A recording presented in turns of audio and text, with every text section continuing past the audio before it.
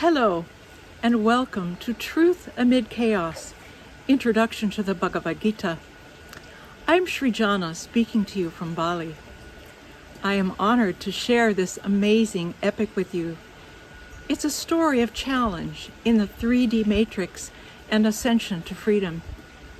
The Gita represents a foundation of Hindu philosophy because it outlines a clear path to freedom. Before we jump into this important journey, I'd like to take a moment to be quiet and remember what we're doing. There's actually a special prayer of offering and respect that we have to do before studying this sacred text. I'm getting it's a necessary step to acknowledge and thank the wise ones that make our lives possible. This prayer comes from Sanskrit, the ancient language of the gods, and we're reading it in the best English translation I can find. This prayer clears the way to learning and open the book. Otherwise, its wisdom is impenetrable. Don't even bother to jump ahead. So please, let's take a minute of quiet while I say the prayer silently.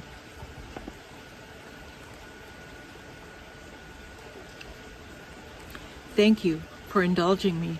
You can read along too.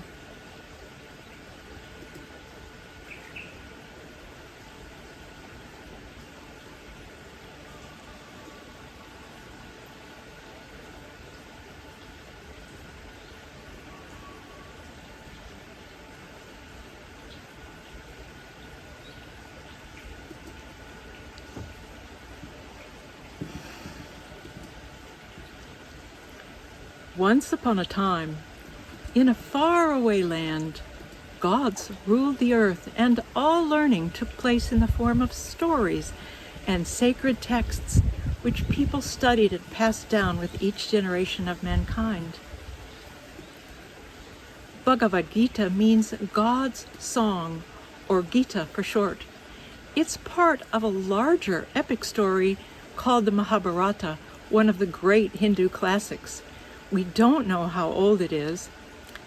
Because it wasn't written for thousands of years, people memorized it and passed down in the form of chants. Finally, it was written on palm leaves and assembled in string-bound books around the time of Christ. Reading the old Hindu texts is something like reading the Bible, but centuries before it was codified in the Queen's English.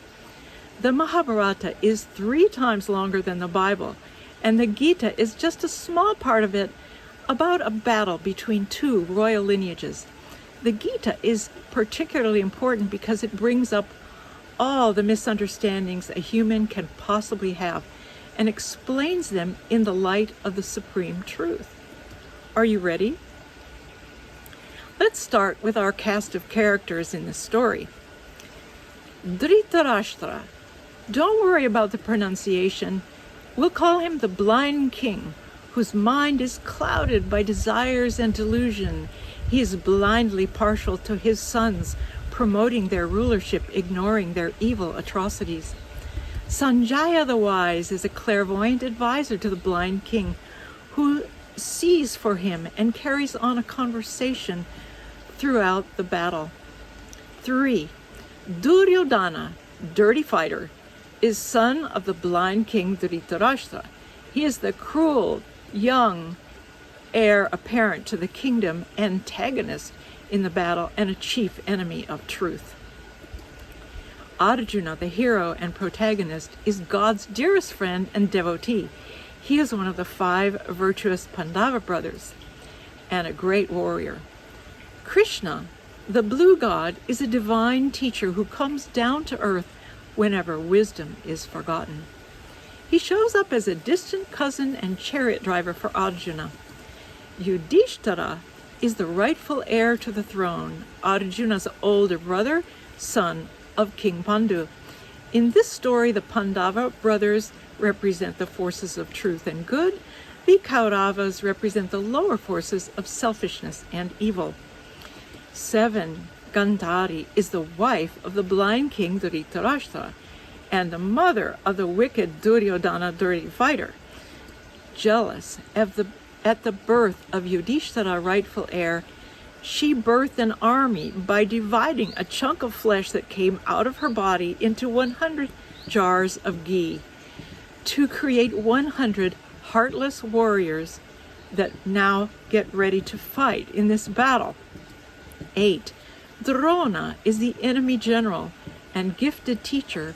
He taught both sides of the family. He taught archery and battle strategy, but now leads the Kuru army against Arjuna and his virtuous Pandava brothers. The Mahabharata is an epic story of struggle for the important kingdom of Hastinapura in northwest India. We study it because of its symbolism. It teaches about life and overcoming death. A brief background tells of Dhritarashtra, born as a blind prince destined to hold the throne, but since he was born blind, his virtuous brother Pandu became king instead. And Pandu was a good king. He raised 5 virtuous sons, educated and trained them in the ways of respect for the gods. The Pandavas and the Kauravas are actually cousins because they're all descended from the same grandfather, king of the Kuru clan. But sadly, King Pandu dies because of a terrible curse, and his blind brother assumes the throne. Pandu's oldest son is Yudhishthira, the rightful heir. But the blind king's son, Dirty Fighter, and his cronies have other plans.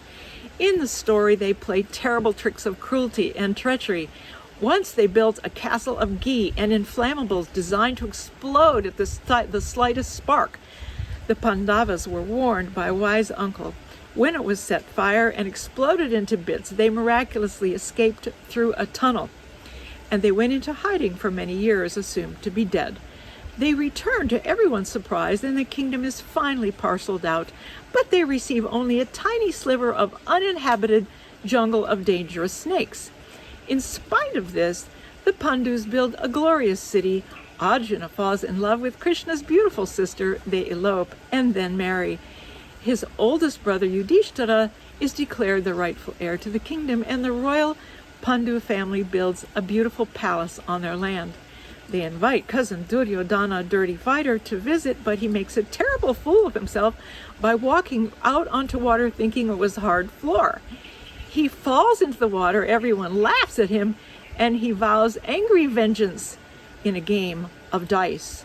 The dice is loaded unbeknownst to the virtuous brothers, and in this famous dice game, Dirty Fighter cheats the Pandavas of their entire kingdom, and they are now forced to wander in exile and poverty for 13 years.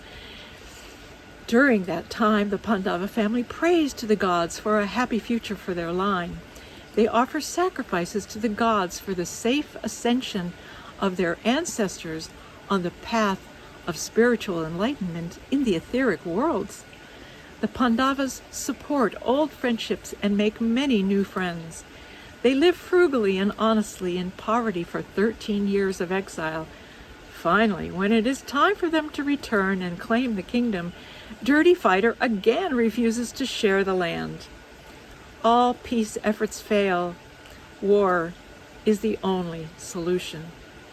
The struggle culminates in the great battle of Kurukshetra, in which thousands of warriors, loyal subjects, soldiers, armies, heavy weapons, neighboring kings with their armies, horses, elephants, and heavy armor all prepare to fight to the death. Fortunately, the god Krishna comes as Arjuna's best friend and chariot driver. The battle begins. It explodes in terrible carnage with many dead every day. Complex conflicts of kinship, friendship, loyalty, betrayal, and lots of dirty tricks ensue. The Gita is the story of that bloody battle in 18 chapters. The conversations between the god Krishna and the warrior Arjuna about truth, life, death, and the purpose of physical existence form its lessons. At the end of the 18-day battle, only the Pandava brothers, Krishna, and a handful of others survive. Yudhishthira becomes the king, the rightful heir. The evil Queen Gandhari curses Krishna with the imminent downfall of his clan. That's the Bhagavad Gita.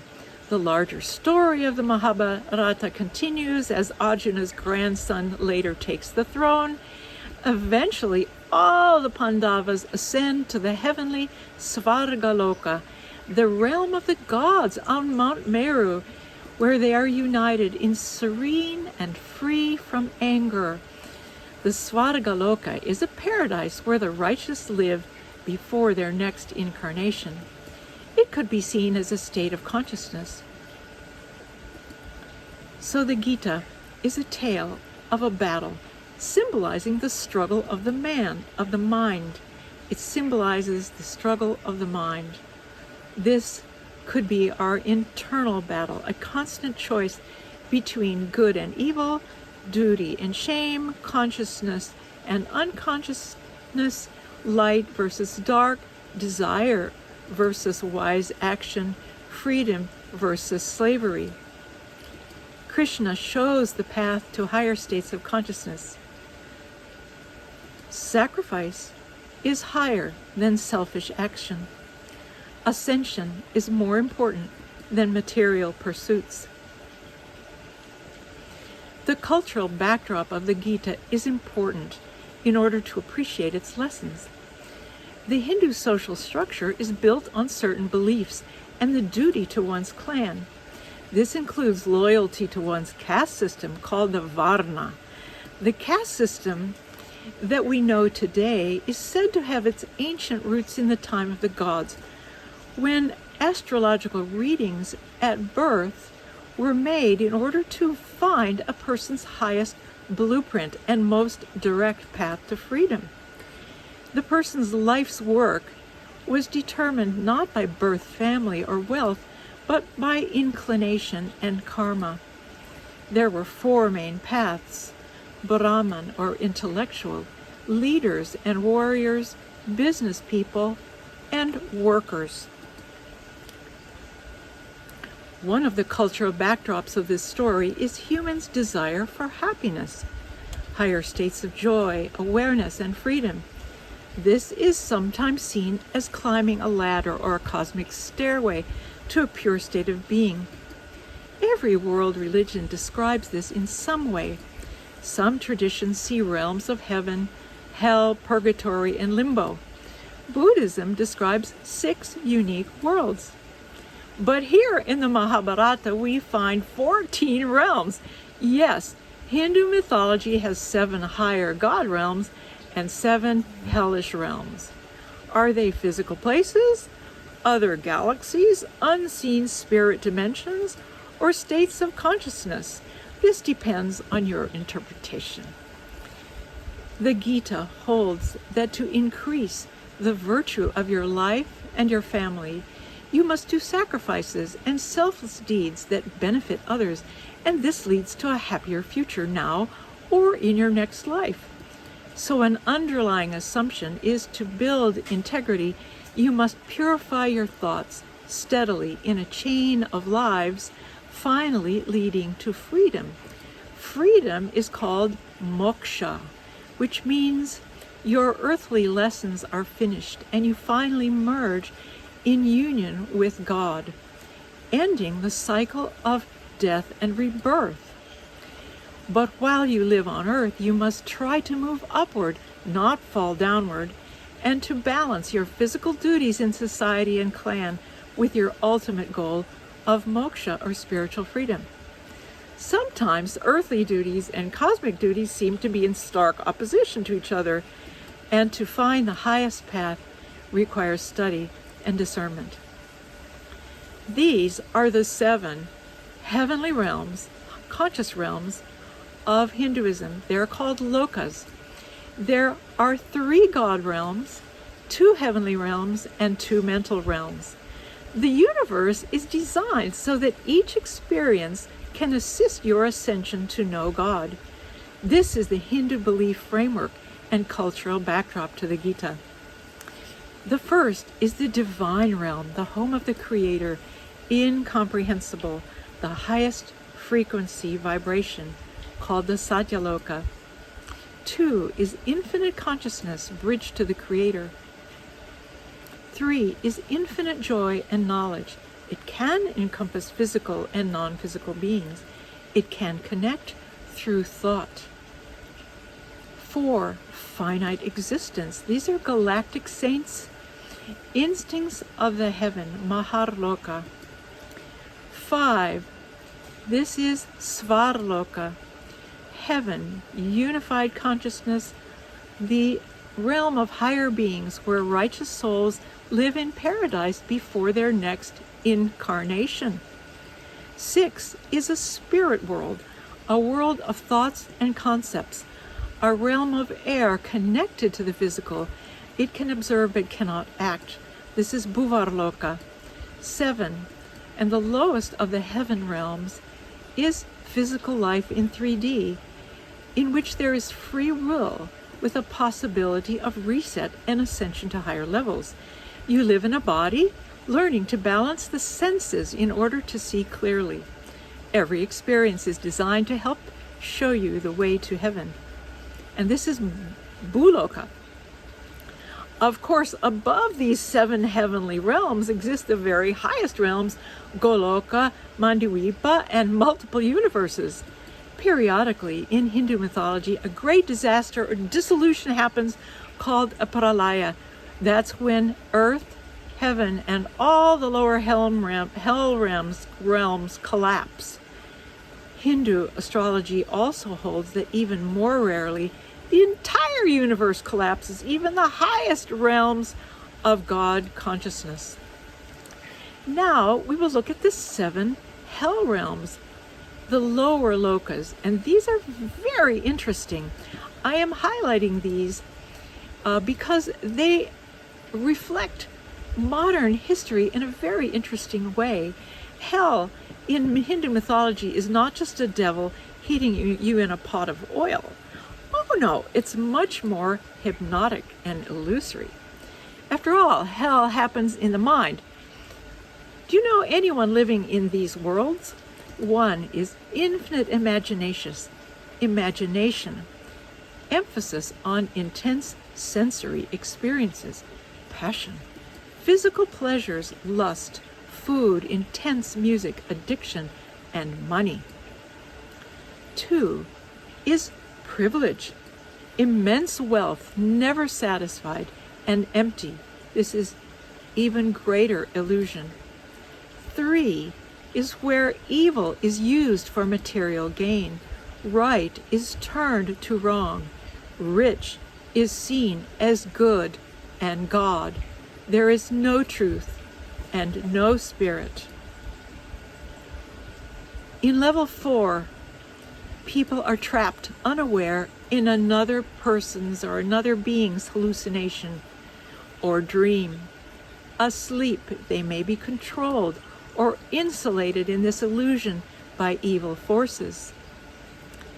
5 is outwardly peaceful but frightened world of hooded snakes, fear, power. You can be abducted, snatched by monsters, and taken from your home at any time. There are many spies and impostors, hence no trust. 6 is true hell, home of the devils. Here there is constant war, infinite rebirth into scarcity, poverty, and fear, hatred of everyone, including God, and God here is the enemy. 7 is the darkest of worlds, the deadliest of snakes, the very richest realm of the greatest illusion, money, mystery. I'm highlighting the 14 worlds because it becomes particularly interesting and relevant to our modern world as the story develops. Thank you for joining me for the introduction to Truth and Chaos. In the next video, we will hear Chapter 1, Arjuna's Impossible Dilemma. In the meantime, please be well. Bye-bye.